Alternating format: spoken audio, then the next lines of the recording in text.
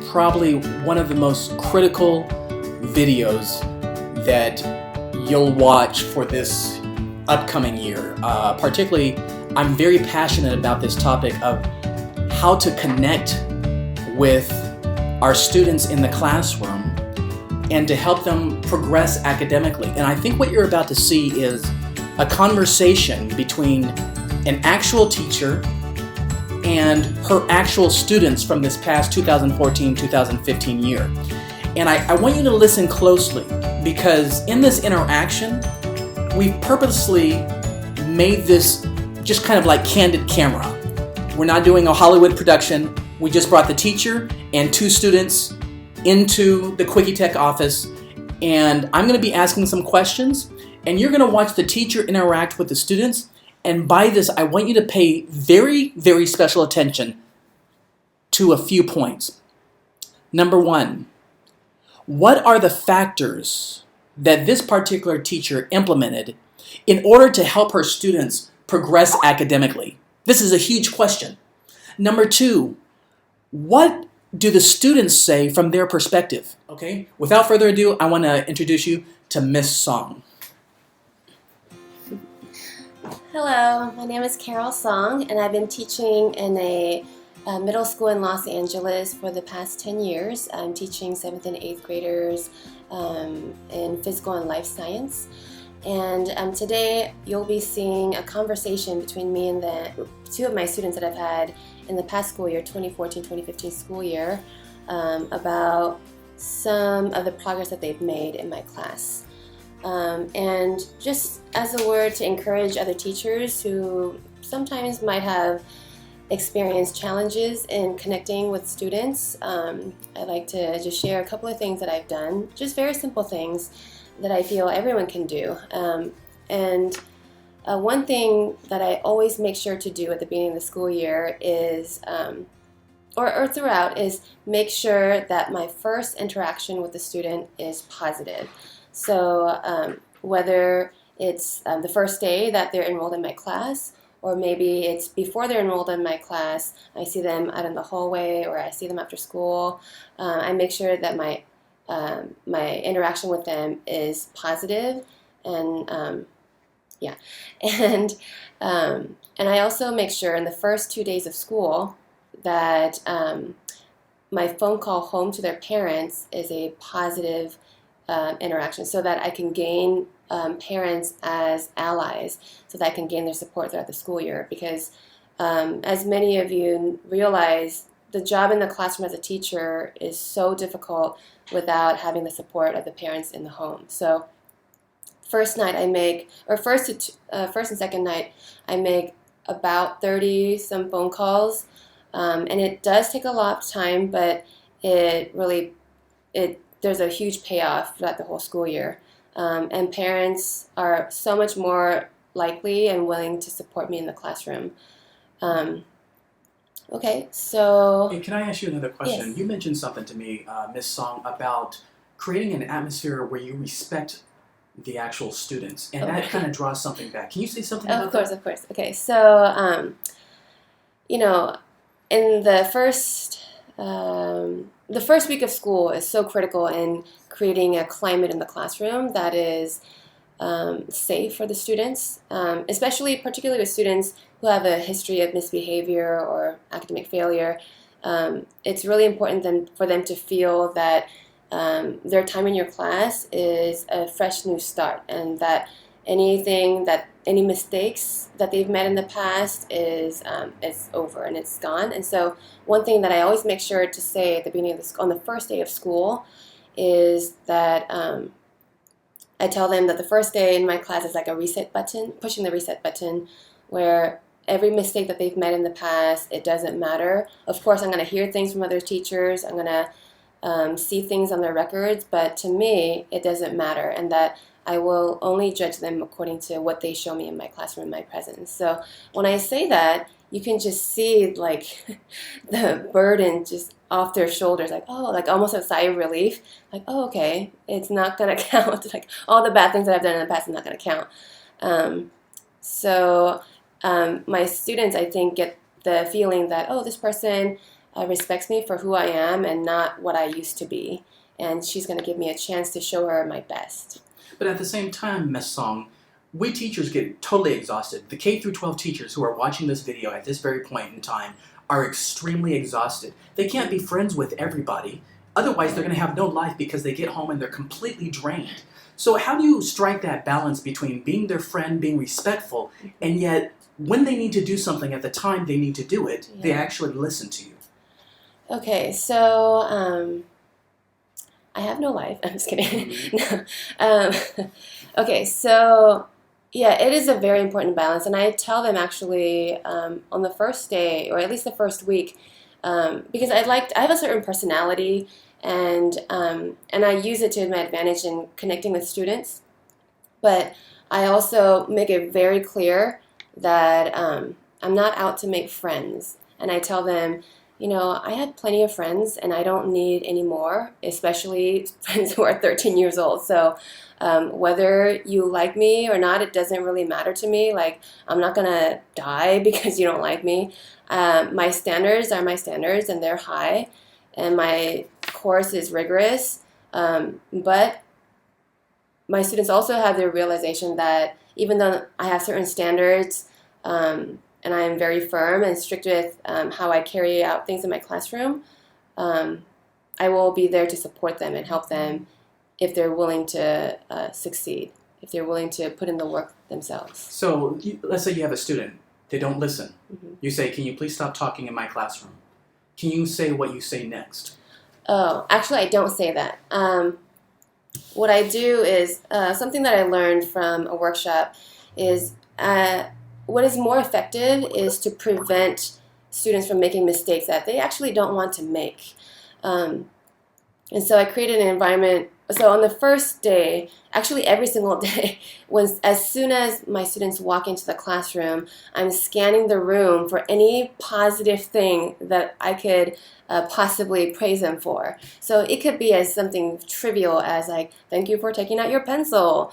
But for some students, you'll be surprised, or maybe not, that they could go throughout an entire day without having heard anything positive about what they've done.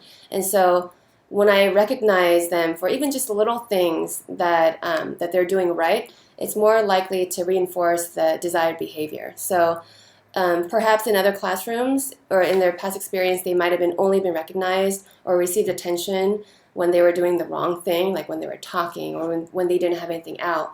But here's a teacher where I'm only going to give you attention, and I'm only going to praise you and recognize you if you're doing something that I want you to continue. So thank you so-and-so for getting here on time. Thank you for being here today. Thank you for bringing your materials, or just anything. Thank you for greeting me as you walked in the door. Just any little thing that you could praise them for, it makes a huge difference. And if you could say anything to those teachers who are burnt out, or they're like saying to themselves, you know what, after this year, I am completely done. What's one thing you would say? And then we'll turn to the talk interview. Sure. One thing I always tell teachers is the number one person that you need to take care of every school year is yourself. So I think as educators or teachers, we have sometimes a feeling of guiltiness because about taking care of ourselves, because we feel like we always need to give and take care of our students and take care of other people. But and we forget to take care of ourselves. But the number one person that we always want to take care of is ourselves, because when we're happy and we're less stressed, then our students are happy too. So take care of going running or getting exercise and eating good food and taking a night where you're not doing any piece of work. And that's okay. And you have to be okay with not doing work sometimes and taking care of yourself. That's outstanding. Without further ado, we're actually going to turn the camera and we will actually face your first student.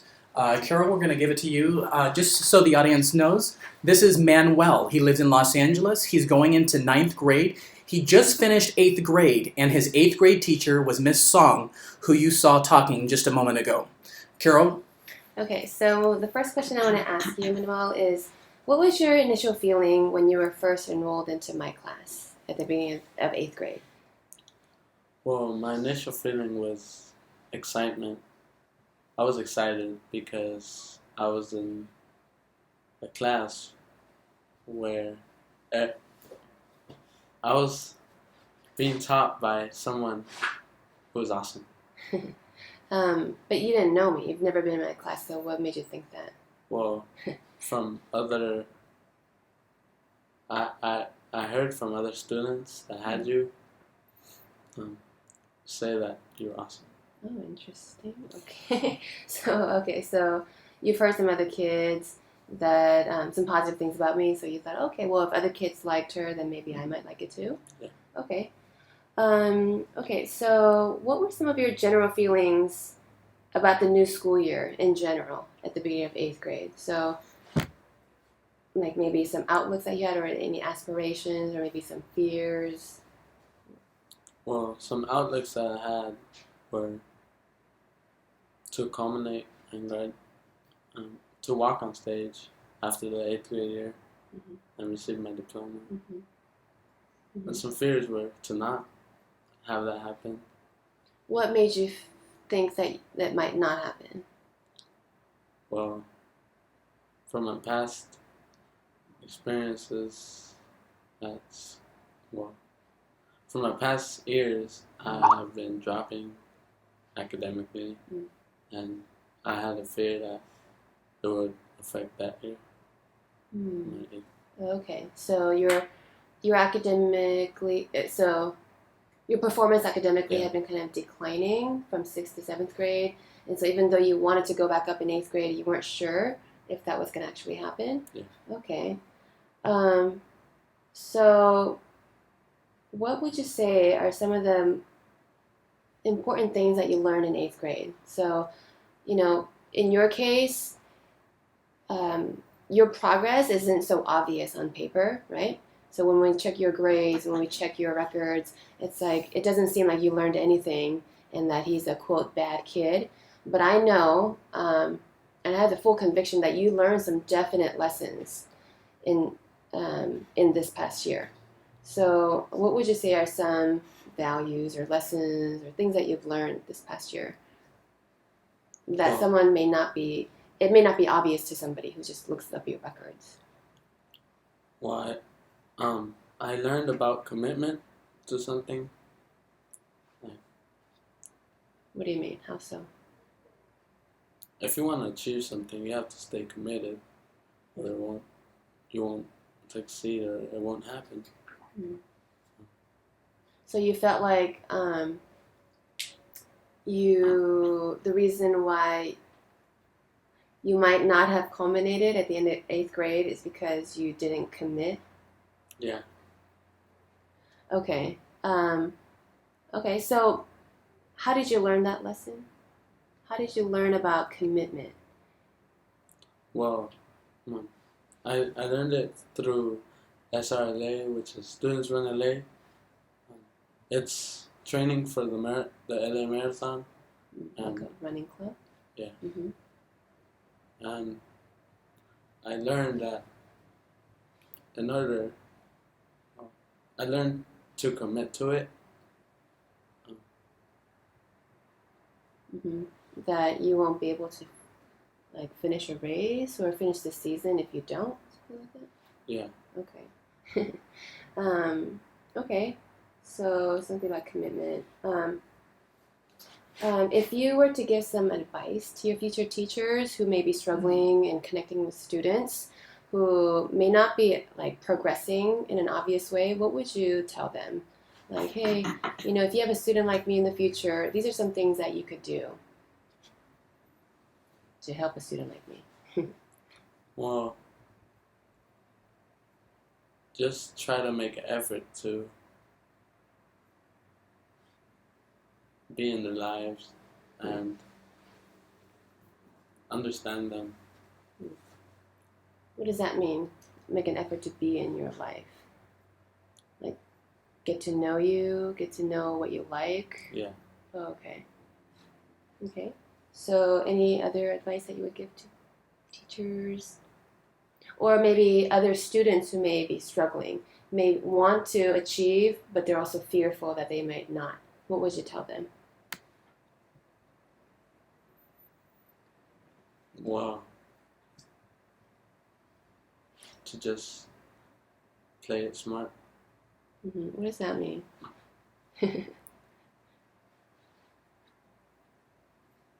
Just think about, always have the result of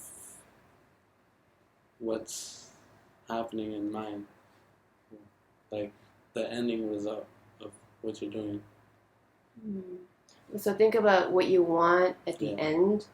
Okay, like constantly think about it. Okay, and that might motivate you or something. Yeah. Okay, awesome. That was outstanding. I can't believe I just heard that. Some of the things I'd like to point out to you. First of all, the student came in with a fear at the beginning of the year. They had a history, and they realized there was the possibility they may not finish junior high school. And so as a result, that fear has to be recognized. It was great to hear Miss Song actually talk about how she introduced the class that first time. And when Manuel was actually talking, I was just actually quite impressed by this last statement, and that is commitment and have the end view in goal. Now, what I'm going to do, we're going to switch out this student and for another student. Ms. Song, can you talk a little bit about what you saw visibly that let you know with conviction, as you mentioned just a few moments ago, that he was making progress? And Manuel, you did an excellent job. We're going to switch you out.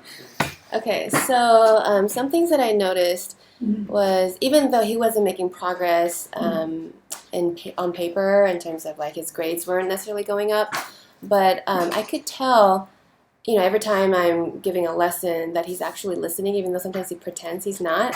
Because I'll ask a question or do a demo, and then his hand will go up and say, "Oh, Miss Song, isn't it like this and this and this?" And anyway, he would ask me some questions that no other students have ever asked me before.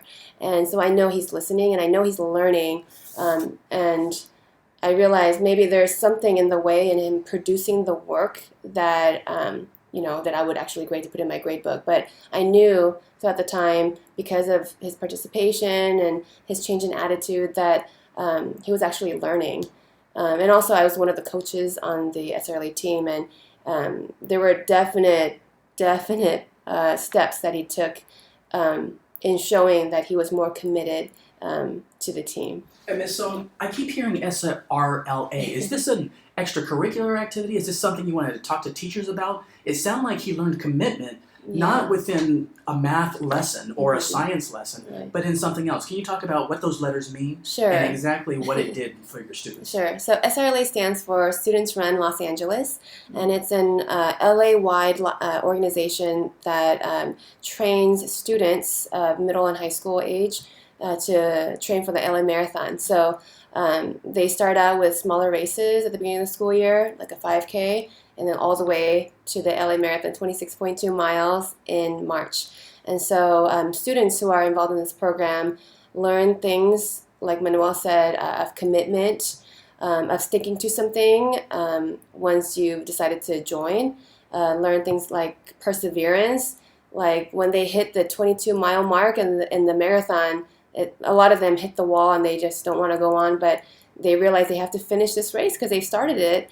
And about encouraging one another, their other teammates who may be struggling, encouraging them during practice and during their races. So this teaches them valuable lessons that they'll carry on throughout life. Now, I got to ask this question. Do any of your students actually make it past the 5-mile mark? The 5-mile mark in the beginning of the school year? No, through the whole, do they? I doubt they finish all 26 miles. They do. You're kidding me. By the end of the season, everybody on the team, they finished the marathon. No way. We've only had a few exceptions, students who were sick that day or something like that, but they commit and they finish the entire marathon. Outstanding. Once you finish the marathon, your thought about yourself and what you can achieve probably dramatically changes. And this is a program where 95% of students who are in the program, who participate in the program, graduate from high school. Well, this is outstanding. I think some of our teachers might want to know a little bit more about this. If so, they can go ahead and email Donnie@quickietech.com. Without further ado, we're going to go ahead and ask you to go ahead and interview your next student. Matthew, thank you so much. We're going to turn this camera around. Okay, so Matthew, you missed the first week of school for at the beginning of 8th grade. And so when you came in the second week and you found out you were enrolled in my class, what were some of your feelings or thoughts? I was excited and glad because in 7th grade, when I was considered a troublemaker, you used to help me out with my classwork when I used to get kicked out of class. And it showed me that you were a caring teacher, not just for your students in your class, but for everybody at the school. Mm-hmm. Okay. Whoa, this is awesome. I gotta pause right here. Sorry, I don't mean to interject, but are you saying that Miss Song actually helped you even though you weren't in her class? How'd that happen? How'd you get to know about him, Miss Song? I was just walking. Well, my first interaction with him was one day after school. He was skateboarding in a part of the campus they're actually not supposed to skateboard. And instead of reprimanding him and his friends, I, stopped to chat with them and asked them to show me some skateboarding tricks. And then, because I wanted to make sure, like I said earlier, that our first interaction was positive. And I just like to connect in a positive way with any kid. So I did that. And then in the times when Matthew would be kicked out of class often, I would walk by the counseling office or walk by the attendance office, and here he is again. And so I just made it a point to just stop and say hello and just to get to know him. Partly because I think I knew that he was going to be in my class next year, and I wanted to make sure that his time with me was something that was going to be different and something positive. This is awesome. So this is an outstanding case study of a student that was struggling one year and progressed the next year. It's this gap between struggling to actually becoming an achiever that I really am just delighted about. Sorry, Miss Song. Great answer. Keep going. 6. So, when somebody looks at this and they see the steady progress, they might be wondering what happened in the student's attitude and their actions. Like, what are some things that you think helped you in making this change? It was pretty dramatic. That you used to keep in touch with my mom and tell her how I was doing in class, and you guys would encourage me to do better in school and finish out good for middle school and culminate. Oh, was it the phone call that I made at the beginning of the school year? It wasn't just a phone call. It was how you repeatedly texted or emailed my mom, telling her how I was doing in class, and you put some of your time into me, and telling my mom what was going on in class or what I was doing. And then how did your mom follow up at home? She would email you back and tell me why I was doing either bad or what I can do better to do good in school. So basically, every time I contacted her, she would talk to you, and then she would praise you. Like that time when I sent a picture of you doing work in math class, and I sent it to her, she praised you for that, something like that. Okay, and Was that an iPhone picture, by the way? Yeah. Technology in the classroom. Oh, yeah, We see it. Keep going. Okay. Anything else that you feel? So you think me supporting you in the classroom, and then your mom supporting you at home really helped you to make this change? Okay. Wow, that's really great. The question is, if you were to give some advice to your future teachers who may be struggling to connect with students that they've heard, oh, Matthew, oh, he's a troublemaker, what would you tell them? If it's possible to also keep in touch with my mom and let her know what's going on in class and tell her how I'm doing in school, either bad or good. Okay, so connect with your parents, let them know your progress. Yeah, okay, awesome. Anything else you want? Oh, well, what are some things that you might want to tell other students who might have been experiencing struggle like the way you did in 6th and 7th grade? Maybe they didn't have such a positive experience in school. Don't give up on yourself. Just keep trying. You'll get it done eventually. Awesome. That's awesome. Where did you learn that?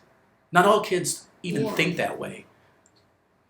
I was struggling in school. I was pretty bad, and then, I don't know, I just decided to turn things around and become a good kid. Awesome. What made you make that decision? I feel that's the most critical part. That's what we all want to learn from, to help students make that decision. But that's really It was time for me to grow up. I couldn't stop being immature. I just had to make the change in order to do good and success in life. I'm going to press you a little bit more. If you were to name maybe 1 to 2 things, or just a few things that really helped you make that decision, what would that be? Were these people, events, something? Mostly my teacher and my parent. My mom. Okay. Kind of like what you talked about earlier. Mhm. teacher supporting you in the class and then the parent supporting you at home. Yeah. That's outstanding. I mean, we need to give a round of applause to all the moms of the world, don't you think? So, thank you, Matthew. If you don't mind stepping out, I'm going to have Ms. Song actually wrap up by any closing comments she would like to say, particularly to encourage us teachers who, again, get exhausted very easily, that being a Miss Song is something everybody can do. Yeah. So one thing I really learned with Matthew is treating the parent as a partner and an expert. Because I used to always contact parents and telling them what they can do. But with Matthew, I realized actually the mom is the expert. The mom has like a PhD in Matthew. So I got a lot, through my conversations with her, I got a lot of insight into his personality, some of his tendencies. And so I use that in the classroom to help me connect and to help structure my support for Matthew's success. And so, yeah, for any teacher out there, just making sure your connection with the student as well as the parent, the first time especially, is positive, and to recognize them for what they're doing right instead of what they're doing wrong. And just simple things, like just giving them respect. Yeah, it's not really rocket science. When somebody respects you, you want to respect them back. So I like to treat all my students in the way that I like to be treated. And so, yeah. Great.